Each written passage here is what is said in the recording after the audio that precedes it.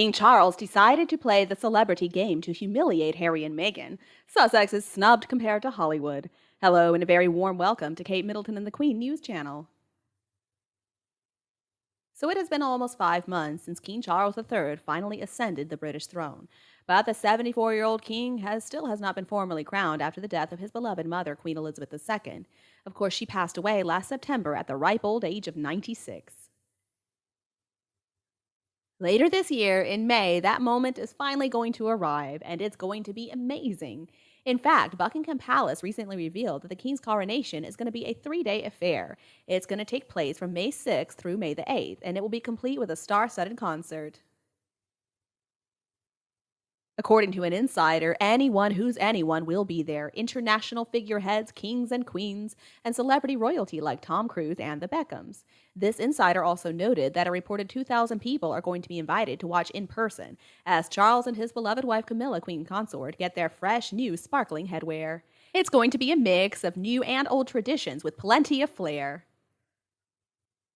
And reportedly, a lot of that flair has to do with what they're going to be wearing.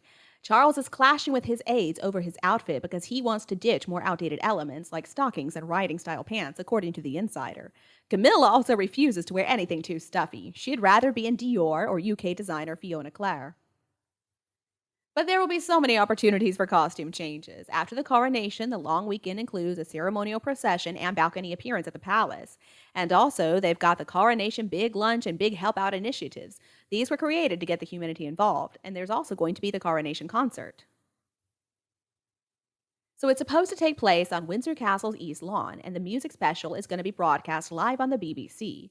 The insider shares Charles is having a big say in the performers. There's going to be a variety of genres represented. Diana Ross, Coldplay, Dua Lipa, Sting, Rod Stewart, and Barbra Streisand are all on the wish list.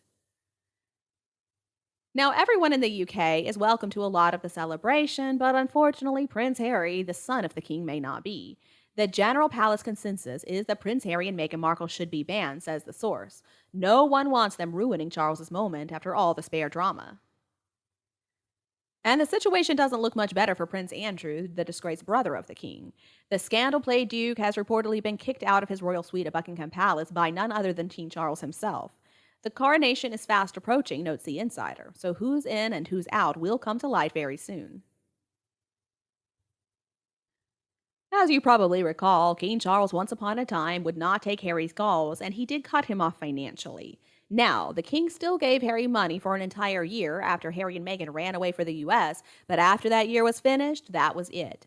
That's what Harry wanted, he claimed, but he kept on calling his father asking for more and more money. So Charles had to just stop answering his calls altogether. The thing is, Harry, you can't have your cake and eat it too.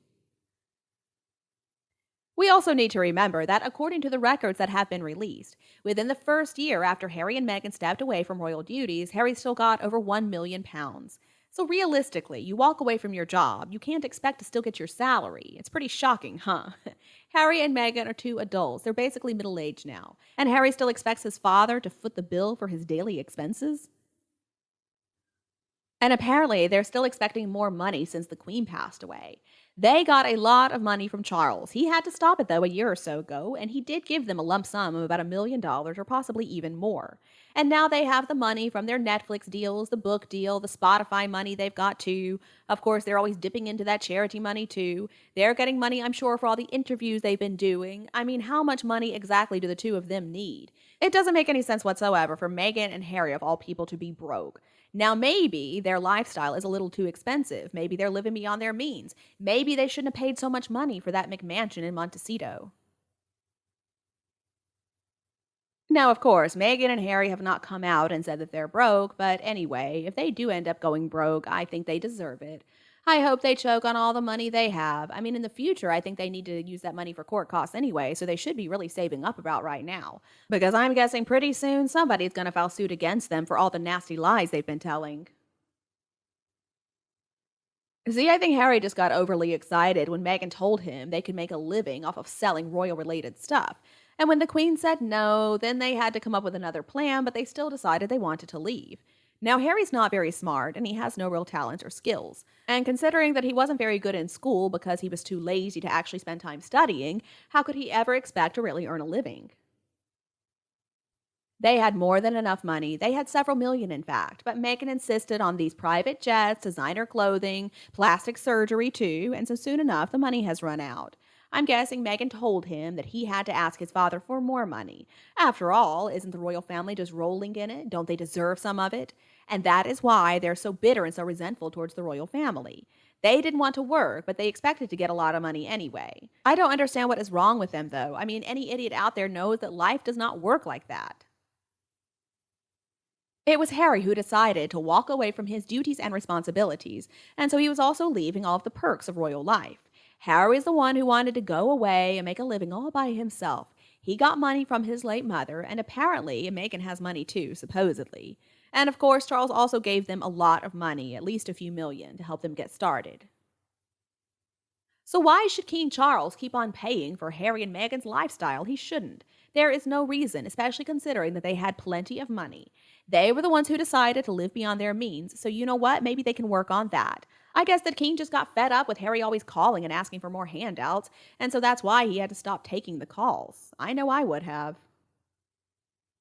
If you ask me, King Charles has been so patient with the two of them. He has tried to extend olive branch after olive branch, but had them refused. How long does an adult man who's almost 40 years old really expect his father to fund his lifestyle? And why would any members of the royal family at this point even want to talk with Harry and Meghan when they know that any conversations are going to be broadcast on global TV?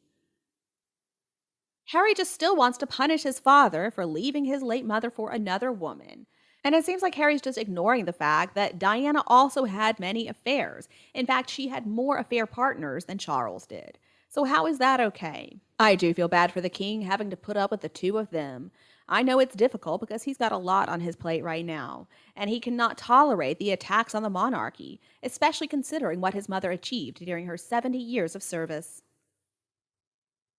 And last time I checked, it was Meghan and Harry who announced that they wanted to be financially independent. But I guess they meant from the sovereign grant, which actually only gave about 5% of their total income. So I guess they still expected they would get the other 95% from the Duchy of Cornwall, which used to be run, of course, by Harry's father Charles. But now his bully of a brother, well, according to him, is in charge of the duchy, and I'm guessing William is not going to give them a penny from it. Now, the nasty lies and the family secrets disclosures were a result of threats, extortion, and revenge, but it's just blown up in their faces. Both of them are used to getting their own way, and they must be shocked that it's not working any longer. And it's not only that, but they have poisoned their own chances of financial success with all of their hatred. But it does provide some fodder for the soap opera that is known as Harry and Meghan and the royal family. Have you all heard of that saying before? Sometimes you have to be cruel to be kind. Well, I think it's very apt in this situation. Harry has made his bed. Now he's got to lie in it. He and Meghan have spread all kinds of garbage whenever they open their mouths. So what they need to accept is that Daddy is not going to be giving them handouts anymore. And you, what do you think about Harry and Meghan? Please tell me your opinion below in the comments section, and we can also discuss your thoughts and feelings. If you think my video is helpful, please remember to like and share it with your friends and relatives who would love it anytime you want. And please subscribe to Kate Middleton and the Queen News channel to get more updates in the future. Now, thank you so much for watching. Have a lovely day, and I'll be back to see you in the next videos.